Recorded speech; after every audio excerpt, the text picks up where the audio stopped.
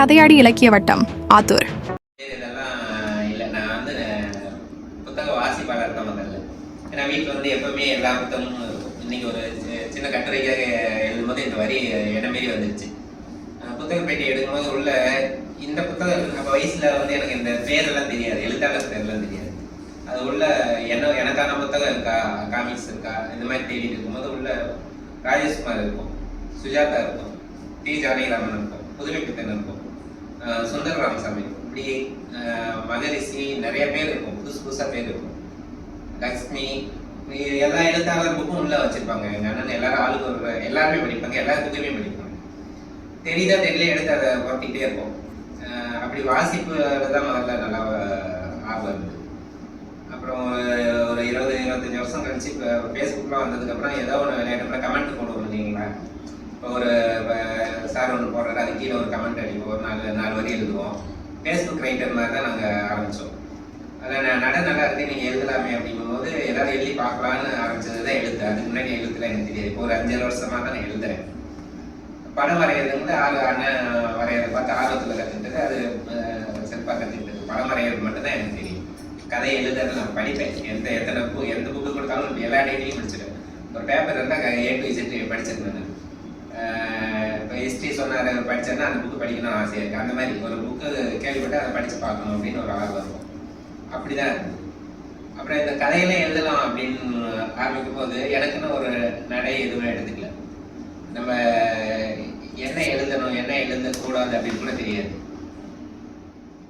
இப்போ சமீபத்தில் லேட்டஸ்டாக படித்த புத்தகம் பேசணும் இல்லைங்களா, ஒரு நிகழ்வுக்காக வந்து புதுமை பித்தன் தொகுப்பு முழுசாகவே படித்தேன். அவரோட சிறுகதைகள் கிட்டத்தட்ட 110 கதையாக இருந்தது. அது எல்லாமே படிச்சிட்டோம். நம்ம பெரும்பாலும் படித்தது ஒரு 10-15 கதைகள் தான். தொடர்ந்து நம்ம அதை பற்றியே பேசி புதுமை பித்தனா அந்த 10 கதை தான் ஞாபகம் வரும். அதுதான் ஆமாம், அதுதான் நம்ம திரும்ப பேசிட்டு இருக்கோம். அதை தான் பேசிட்டு இருக்கோம். 110 கதையில ஒரு 10 கதை எனக்கு புரியவே இல்லை. புரியலன்னா அவரா, அதாவது எழுதி தள்ளு நம்ம தூக்கி வச்சிருக்கும் போது அவரும் அவர் காலத்துல சிறப்பா செயல்பட்டவர். இந்த காலத்துலயும் அவரை வந்து பிதாமகன் சொல்றோம் அப்படின்னாலும் அந்த வழியை நமக்கு கடிதம் தவிர நம்ம அதுல இருந்து இப்ப மாறி வந்துட்டோம் அப்படிங்கறத அவர் எழுத படிக்கும்போது தெரியும். ஒரு 20 கதை 25 கதை வந்து யாரும் ரீச் பண்ணவே முடியாது. அதை எப்படி முடிக்கிறாரு, எப்படி ஆரம்பிக்கிறாரு, எதை சொல்ல வந்தார், அது ஒரு விஷயத்த சொல்லணும், எப்படி சொல்லணும் அப்படிங்கிறது அது கற்றுக்கிறோம். அவரு அதே ரேஞ்சில் எழுதின இந்த கூப்பராஜாவோட அழகிரிசாமி கதையெல்லாம் பார்த்தீங்கன்னா வேற மாதிரி இருக்கு. கூப்பராஜாவோட ஒரு கதையில வந்து வீரனூர்ல இருந்து ஒரு வண்டி கட்டிட்டு வர கதையோட எழுதியிருப்பாரு. வீரனூர்ல இருந்து அரிசி எதோ எழுதிட்டு வர அந்த கூலிக்காக அது மாதிரி கதை போகும். நம்ம ஊர் பக்கத்தை அதை எழுதியிருக்காரு. அது கொஞ்சம் ஆர்வமாக பிடிச்சு ஆரம்பிச்சு முடிக்கும் போது ஒரே வரைக்கும் முடிச்சுட்டு அடுத்த செகண்ட் போயிடுறாரு. அழகிரிசாமி கதையெல்லாம் எதுலையுமே சொல்லவே முடியல. இன்னைக்கு கூட அந்த மாதிரி எழுத முடியுமா அப்படிங்கிற ஒரு சந்தேகத்தை கொடுக்குற அளவுக்கு ரொம்ப தீவிரமாக எழுதியிருக்காரு. குறிப்பிட்ட நாட்டுன்னு சொல்ல முடியாது. பேரை எடுத்துட்டு படிச்சோம்னா யார் எழுதுன்னு தேட வைக்கும். அதுதான் அவங்களோட சக்சஸான பார்க்குறேன். இது இவங்க எழுதுனா அந்த ஸ்டைல் புதுமை பித்தன் கதையை கண்டுபிடிச்சிடலாம். இது புதுமை பித்தன் நட மாதிரி இல்லை, அழகிரிசாமியில கண்டுபிடிக்க முடியல. அந்த மாதிரி எழுதி பார்க்கலாம் அப்படிங்கும் போது இதெல்லாம் இதெல்லாம் எழுதக்கூடாது அப்படின்னு தோணாம எல்லாத்தையுமே எழுதிட்டு வந்தேன். போட்டிக்கெலாம் அனுப்புறதில்ல, நான் தெரிஞ்சவங்களுக்கு மட்டும் கொஞ்சம் கொஞ்சமாக படிக்க கொடுத்துட்டு வாங்கிக்கிறது அப்படி இருந்தது. ஃபேஸ்புக்கில் தான் முகம் தெரியாதனால அங்கே போட்டு விட்டுறது அப்படி தான் போயிட்டு இருந்தது. அதில் ஓரளவுக்கு நல்லா இருக்கு அப்படின்னு சொன்னது தான் இப்போ ஒரு தொகுப்பாக வண்ணங்கள்னு சொல்லிட்டு கௌரவ பதிப்பகத்தில் ஒரு தொகுப்பு வந்திருக்கு. அதில் என்னோட கதைகள் சொன்னேன். இப்போ நான் சொன்ன மாதிரி புதுமை பித்தன் கதைகளே குறை சொல்கிறேன் அப்படிங்கிற மாதிரி என்னோட கதை கிட்டத்தட்ட ஒரு 70% தள்ளிடலாம். அது ஒரு அவசரத்துக்காக போட்டிகள், இப்போ நிறைய போட்டிகள் அதெல்லாம் ஏதாவது எழுதி, ஏன்னா ஜட்ஜு பொறுத்து மாறும் அப்படிங்கிறனால முதல்ல பேர் வெளியே தெரியணுங்கிறத ஏதாவது ஒன்று எழுதிட்டே இருக்கும். 1000 வார்த்தைகள் 1000 வார்த்தைகள் சேர்ந்து எழுத முடியாது. அவங்க 700 வார்த்தைகள் கூட முடியும், 1200 கூட வரும். 1000 வார்த்தைகள் அது இப்போதைக்கு எல்லாத்துலேயும் கலந்துக்கிறேன், எழுத வைக்கிறேன். இப்போ கலந்துக்கிறதுனால இந்த புக்கெல்லாம் படிக்கணும்னு தோன்ற மாதிரி ஒரு போட்டி பார்த்தாலே ஏதாவது எழுதணும்னு தோணும். எழுதுறதுக்கு வாக்கியம் இந்த மாதிரி எழுதிட்டு இருக்கோம். அதுல ஜட்ஜை பொறுத்து மாறும். ரிசல்ட்டை பத்தி எப்பயும் எதிர்பார்க்கறது இல்லை. ஜட்ஜு வந்து மாறும். இப்போ ரிஜெக்ட் பண்ண ஒரு கதை ஒரு 5-6 போட்டியில் ரிஜெக்ட் பண்ண கதை ஒரு போட்டியில முதல் பரிசு வாங்குது. அப்ப கதை சிறந்ததா ஜட்ஜு அதை பார்க்க முடியாது. அதனால இப்ப முடிவு பண்ணியிருக்கிறது என்னன்னா எனக்குன்னு தோன்றது. இப்போ நீங்கள் சொன்ன மாதிரி ஒரு கதை எழுதணும் அப்படின்னு மனசில் உறுத்த ஒரு நிகழ்வு, அதை ஏன் செயல் எனக்கு என்ன சொல்லணும்னு தோணுது அதை கதையை எழுதி வச்சிடணும். அதை ரெடியாக அது மாதிரி ஒரு கதை எழுதிட்டே வரும்போது ஒருத்தர் கேட்குறாங்கன்னா அந்த கதையை அனுப்பணும். இதுலேருந்து எடுத்துக்கணும். நீ கேட்டதுக்காக எழுதுனா சரியாக வராது, நீ கேட்டதுக்காக என்கிட்ட இருந்து ஒரு பேக்கெட் இருந்து ஒன்று கொடுத்தா அது சரியாக வரும். அப்படி ஒரு கான்செப்ட் இப்போ தான் கொஞ்சம் நம்பிக்கை வந்திருக்கு அந்த மாதிரி. அப்போ மொத்த சிறுகதையில் ஒரு தொகுப்பு வந்துருக்கு வண்ணங்கள்னு சொல்லிட்டு, அதில் ஒரு 15 கதைகள் இருக்கும். அதை படிச்சிங்கன்னா ஒவ்வொன்றும் வெவ்வேறு மாதிரி இருக்கும். சயின்ஸ் ஒரு 2-3 கதைகள் வரும். வரலாற்று கதை எனக்கு அவ்வளோ வராது. சயின்ஸ் கதைகள் வரும். நம்ம ஊர் கதை தான், நம்ம விஷயம் இங்கே நடக்கிறது தான். நீங்கள் பார்த்தீங்கன்னா அதில் ஏதாவது ஒரு கேரக்டர் நீங்கள் இருப்பீங்க. அந்த கதையில் ஏதாவது ஒரு கதை 2 கதையிலாவது நீங்கள் வந்துடுவீங்க. ஏன்னா நம்ம கூட இருக்கவங்களை பற்றியே தான் எழுதியிருப்பேன். நடை வேறையாக இருக்கலாம், சம்பவம் வேறையாக இருக்கலாம். பெரும்பாலும் என்னோட கதைகள் வந்து அகவுணர்வு பேசுகிறதா தான் பெரும்பாலும் அமைஞ்சிருக்கு. அது எனக்கு இப்போ தெரியுது. இப்போ அந்த ரிவிஷன் பண்ணும்போது தெரியுது. வெளியே நடக்கிற சம்பவங்களை நான் கதையில் எழுதியிருக்கேன் அப்படின்னாலும் ஆழமாக பார்த்தீங்கன்னா அவன் அந்த துரோகம், நம்பிக்கை துரோகம், கெடுதல் பண்ணுறது, நல்லது பண்ணுறது, பாசம் காட்டுறது, இந்த அக உணர்வை வந்து நிறைய எழுதியிருக்கேன். ஆனால் கதை வந்து அதோட உருவம் வந்து புறவுலகில் நடக்கிறது மாதிரி ஆரம்பிக்கிறது, நடக்கிறது, முடிகிறதெல்லாம் வெளியே நடக்கிற மாதிரி கட்டன் ரைட்டாக முடியும். ஆனால் நான் பேசுறதுக்குள்ள அகவுணர்வாக தான் இது வரலும் பேசிட்டு இருக்கேன். அது ஒன்று. நாவல் பார்த்தீங்கன்னா 3 நாவல் எழுதியிருக்கேன். 3 நாவலுமே என்ன கேட்டால் ஒரே கதை தான். ஒரு கதையோட தொடர்ச்சி, இன்னொரு கதையோட தொடர்ச்சி. ஒரு பையன் ஸ்கூல் போய் வந்து ஒரு +2 படிக்கிறவர்கள் என்ன நடந்திருக்குமோ அது ஒரு கதையாக நாவல் எழுதியிருக்கேன். அது பரமபதன்னு ஒரு நாவல் வரும். அது வானதியில் வந்திருக்கு. அடுத்தது வந்து அவளை வேலைக்கு போனதுக்கப்புறம் அவங்க வீட்டில் என்னென்ன நடக்குது, ஒரு லவ் ஸ்டோரி வரும். 3 லவ் ஸ்டோரி வரும். ஆனால் அது லவ் ஸ்டோரின்னு சொல்ல பேர் வச்சிருக்கோமே தவிர தேவைக்காக அந்த பேர் வச்சோம், ஒரு போட்டிக்காக அந்த பேர் வரணும் அப்படின்னு வச்சோம். உள்ளே வந்து லவ்ங்கிற காதல்ங்கிற வார்த்தையும் வராது. ஆனால் அது காதல் கதை தான். ஒரு இடத்துல எனக்கு தெரியல, அது பூச்சத்தில் எல்லாம் மட்டும் நான் ஃபஸ்ட் எழுதுனா வந்து 35,000 வார்த்தையில் ஒரு வார்த்தையில் கூட காதல்ங்கிற வார்த்தை யூஸ் பண்ணலை, எனக்கே தெரியாது. ஆனால் மேலே டைட்டில் மட்டும் காதல் அப்படின்னு வரும். அந்த நாவலில் 3 பருவம், 3 ஒரு காலேஜ் படிக்கிற பையனோட லவ் வரும், வேலைக்கு ஒரு லைப்ரரியன் அவரோட லவ் வரும், அவர் லவ் பண்ணுற ஒரு கான்செப்ட் வரும், அவங்க ஃப்ரெண்டு ஒன்று, அதாவது அந்த ஒரு பருவம், அதாவது 30 வயசு 25-30 வயசில் வர ஒரு லவ். அதுக்கப்புறம் 50 வயசில் அவங்களுக்கு எப்படி ஆகுது, அதே சமயத்தில் அந்த சின்ன பையன் கதை நடக்கிறப்ப இந்த 50 வயசு கதை நடக்கும். இந்த 3 கதையும் ஒரு சுவாரஸ்யமாக படிக்கிற நடைக்காக இருக்குமே தவிர இதில் அந்த பேக்ரவுண்டில் என்னென்ன நடக்குது, ஒவ்வொரு வீட்லேயும் அந்த ஜாதி எப்படி வந்தது, பணம் எப்படி வந்தது, இவங்க எப்படி பிரிஞ்சு போனால் என்ன தோணுது, இந்த மாதிரிலாம் எழுதியிருப்பாங்க. அது ஒரு அறிமுக நாவலாக இருந்ததுன்னா. அந்த சின்ன பசங்க நாவலை அவங்க தான் பெருசாகி இந்த இதில் வந்திருக்காங்க கதை. நான் இப்போ பார்க்கும்போது தெரியும். இதுலேருந்து அடுத்தது ஒரு கான்செப்ட் வருதுன்னா, அடுத்தது புயலில் ஒரு பட்டாம்பூச்சின்னு ஒரு கதை வருதுன்னா, கல்யாணம் ஆகி போனதுக்கப்புறம் ஹஸ்பண்ட் அண்ட் ஒய்ஃபு ஒரு குழந்தைங்க இருக்கும்போது மனைவிக்கு தெரியாமல் ஹஸ்பண்ட் என்னென்ன பொருளாதார ரீதியாக என்னென்ன கஷ்டப்படுறான். திடீர்னு ஒரு எல்லா சுமையும் நிறைய தூக்கி வச்சிருக்கும் போது ஒரு செகண்டில் ஒரு ஆக்சிடென்ட்ல இறந்துருக்கும். அந்த ஆக்சிடென்ட் நடக்கிறதுக்கு ரீசனும் ஒரு வில்லன் மாதிரி ஒரு கேரக்டர் வரும். அதுக்கப்புறம் அந்த ஒய்ஃப் என்ன பண்ணுறான், ஒரு குழந்தைய பெண்களோட வயசு என்ன பண்ணுறான், இப்படி வரும். அதுக்கு அதை வந்து ஒரு 10,000-12,000 குறுநாவலை தான் எழுதியிருந்தேன். நான் ஒரு டெக்னீஷியனாக என்ன பண்ணியிருக்கேன்னு சொல்லியிருக்கிறேன். ஒரு 12,000 வார்த்தை தான் எழுதியிருந்தேன். ரொம்ப அள வச்சிருவாங்க, படிக்கிறவங்க பாதியில் அழுதுருவாங்க அந்த அளவு. அதாவது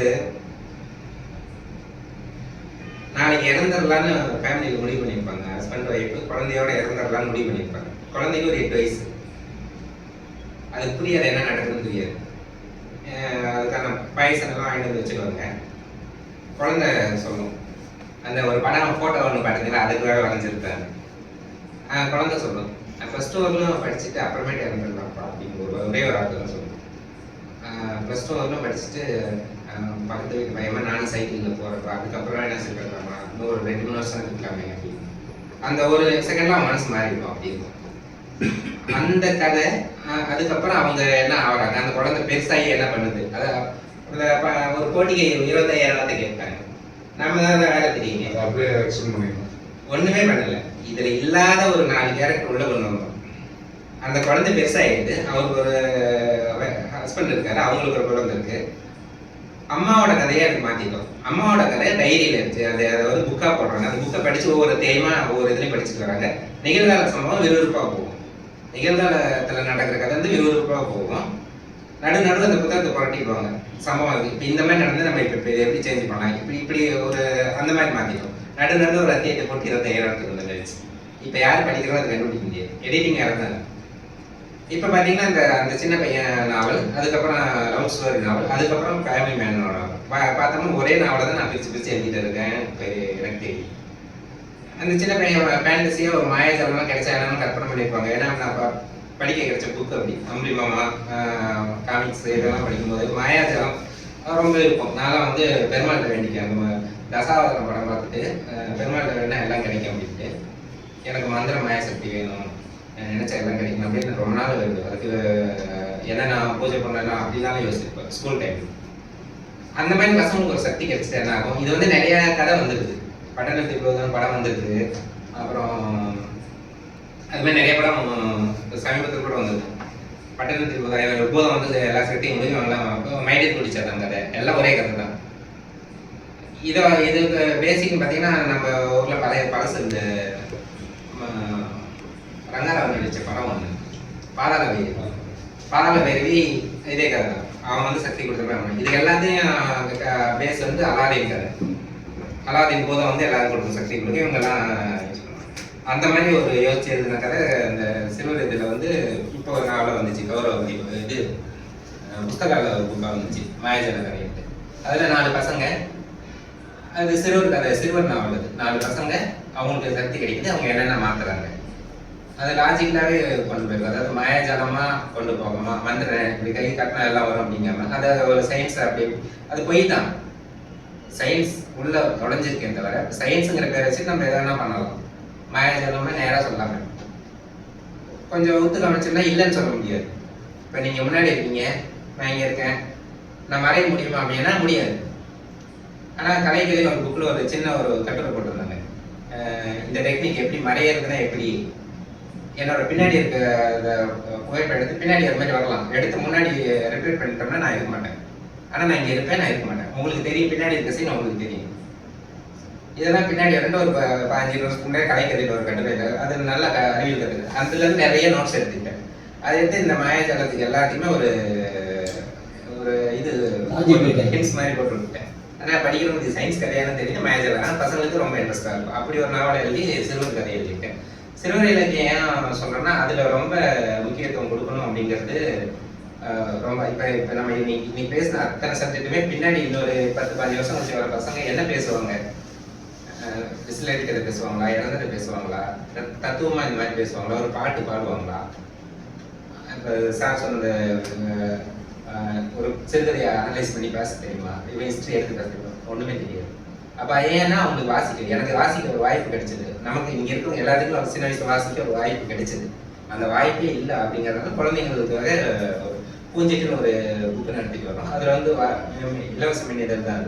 அது 6வது வருஷமாக போயிட்டு அதில் சிறுவர் கதையில எழுதி அனலைஸ் பண்ணுறது. இப்போ பசங்களே எழுத சொல்கிறாங்க. ஒரு 3வது படிக்கிற பையன் ஒரு கதை எழுதியிருக்கான், 6வது படிக்கிற பையன் அதுக்கு டிராயிங் போட்டுருக்கோம். அவங்கள கொண்டு வரோம் கொஞ்சம் கொஞ்சமாக. அது ஒரு பக்கம் பண்ணிட்டு இருக்கோம். சிறுவர் இலக்கியத்தில் கொஞ்சம் கான்சன்ட்ரேட் பண்ணுறோம். இது என்னோட கதை எவ்வளோங்க சார். இப்போதைக்கு சின்னது தான். ஒரு 4 நாவல் எழுதியிருக்கேன், 5 நாவல் எழுதியிருக்கேன், ஒரு 60 சிறுகதை எழுதியிருக்கேன். கவிதைகள் நான் என்ன கணக்கில் வச்சுக்கல. கவிதைகள் என்னால் என்ன கவிதையை வந்து முடியாது. இன்னொன்று அந்த இலக்கியவாதிகளை பிரிக்கிறதெல்லாம் நான் கொஞ்சம் வேடிக்கை பார்த்துட்டு இருக்கேன். அதாவது எனக்கு கேட்டோம்னா டிராயிங்கில் பிரிக்கிறது தான் நான் வரும். டிராயிங்கில் உருவ ஓவியத்தை அப்படியே வரையும், பென்சில் ஓவியத்தை வரையும், மாடர்ன் ஆர்ட்னு சொல்லுவோம். இந்த மாதிரி இலக்கியத்தை அதை ஒரு அடையாளப்படுத்தி பிரித்து புரிஞ்சுக்கிறதுக்காக இந்த நாட்டுப்புற இலக்கியம் இந்த புக்கு இந்த பக்கம் இருக்கு இப்படி பிரித்து வைக்கிற மாதிரி நம்ம ஈஸியாக எடுத்துக்கிறதுக்காக தான் அப்படி பிரித்து வைக்கிறாங்க. இலக்கியத்தில் அப்படி தான். புதுமைப்பித்த அவர் என்ன ஸ்டைல் எழுதுறான்னு அவருக்கே தெரியாது. அவர் எழுதிட்டே போனார். நாம் இன்னைக்கு அதுக்கு ஒரு பேர் வச்சுப்போம். அப்புறம் பூப்பராஜ் அவங்க ஒரு இப்போ நாப்பிச்சமூர்த்தி என்ன ஸ்டைல் எழுதுறான்னு நமக்கு தெரியாது, அவருக்கு தெரியாது, நமக்கு தெரியும். நம்ம ஒரு பேர் வச்சுப்போம். இந்த ஸ்டைலில் தான் இருப்பார். ஒரு போஸ்ட் மாடர்னிசம் பண்ணுறாரு, ஒரு மேஜிக் ரியலிசம் வச்சுக்குவார். அது எழுதுறவங்க பெரிய ஆள் அப்படின்ற மாதிரி அப்படிலாம் ஒன்றும் கிடையாது. கதை வந்து எல்லா இடத்துலையுமே இருக்கும். இப்போ நம்ம வெளியே போகிறோம், நம்மகிட்ட கதை சொல்லாதவங்க யாராவது இருக்காங்களா? ஒரு இடத்துல பேசிகிட்டு இருக்கோம், ஒருத்தர் ஃப்ரெண்டோட பேசுகிறோம், ஒரு 1/2 மணி நேரம் பேசுகிறோம், 10 கதை சொல்லியிருப்பாரு. அது ஒரு கதை சொல்கிறதா அவருக்கு தெரியாது, நம்மளும் கதை கேட்கறது தெரியாது. வந்துடுவோம் என்னைக்காவது எழுதும்போது திடீர்னு ஒரு விஷயம் ஞாபகம் வரும்போது அவர் சொன்னது ஒரு நாம யூஸ் பண்ணுவோம். அப்போ அதில் கதை இருக்கும், மீதி 9 விஷயம் கதை இருக்காது, அது அப்படியே மறந்துடும். ஒரு விஷயம் கதையாக இருக்கும். அப்போ நம்ம எல்லாருமே கதை சொல்லிட்டு தான் இருக்கோம். அப்படிங்கும்போது நம்ம பெரிய ஆளா இலக்கியவாதின்னு சொல்கிற அந்த இலக்கியவாதினா கும்பம் நினச்சிக்கிறதா அப்படின்னா அப்படி நினச்சிக்கிறாங்க. எழுத்தாளருங்கிறது ஒரு ஹாபி, ஒரு பழக்கம். பேசும்போது ஒரு விஷயத்தை உங்களுக்கு சொல்லணும்னு சொல்கிற மாதிரி அதை எழுதி சொல்கிறோம், அவ்வளோதான். அப்படிங்கும்போது அவரும் நம்மள மாதிரி ஆள் தானே. இப்போ ராஜாவுக்கு மட்டும்தான் தெரியுமா தானும் தனம் மற்ற மாதிரி நம்ம தான் நினச்சிக்குவோம் ராஜா பெரிய உயரமாக பண்ணதான் பெரிய ஆள் அப்படின்னு. அவனுக்கு தெரியும் நானும் ஒரு காலில் ஏதோ கடையில் வருவேங்க சார், ஒரு கால் டிராய் பண்ணும்போது ஒரு கடை தான் விடுவேன் நானும் மற்ற மனுஷங்க மாதிரி தான். அவனுக்கு மட்டும் தான் தெரியும், மற்ற யாருக்கும் தெரியும். அது மாதிரி எழுத்தாளரும் சாதாரண ஒரு ஆள் தான். தினம் இங்கே வண்டியில் வியாபாரத்துக்கு போகிறவங்க, கடை மளிகை கடை வச்சுருக்கவங்க, எழுத்தாளர் எல்லாமே ஒரே ஆள் தான். அவங்களும் ஒரு வேலை பார்க்குறாங்க. எழுத்தாளர் வந்து அவங்க ஒரு ஸ்டைல், அவர் சொல்ல வேண்டிய விஷயத்தை அந்த விஷயத்தை சொல்கிறாங்க. அப்படிங்கும்போது அவங்க உச்சத்தில் இருக்க மாதிரி நிறையா எழுத்தாளர்னா அவர் சொல்கிறது எல்லாம் நியாயமாக இருக்கணும் அப்படின்னு கிடையாது. நல்லவங்களும் கருத்து சொல்லுவாங்க, கெட்டவங்களும் கருத்து சொல்லுவாங்க. எழுதல உண்மை இருக்க போயிருக்கா அப்படின்ற மாதிரி தான் நான் பார்க்குறேன். அந்த மாதிரி ரொம்ப சிறப்பாக எதையும் நினச்சிக்கிறது இல்லை சார். சொல்ல நினச்சா எழுதுறேன். அதில் சிறப்பாக இருக்கிறத நீங்கள் சொன்னீங்கன்னா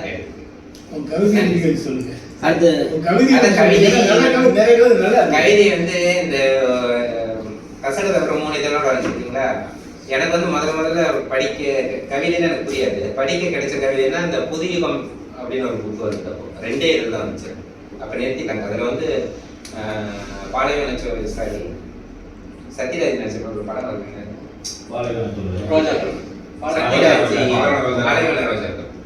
அந்த விமர்சனத்தை போட்டு கிளிகளையும் வச்சிருப்பாங்க.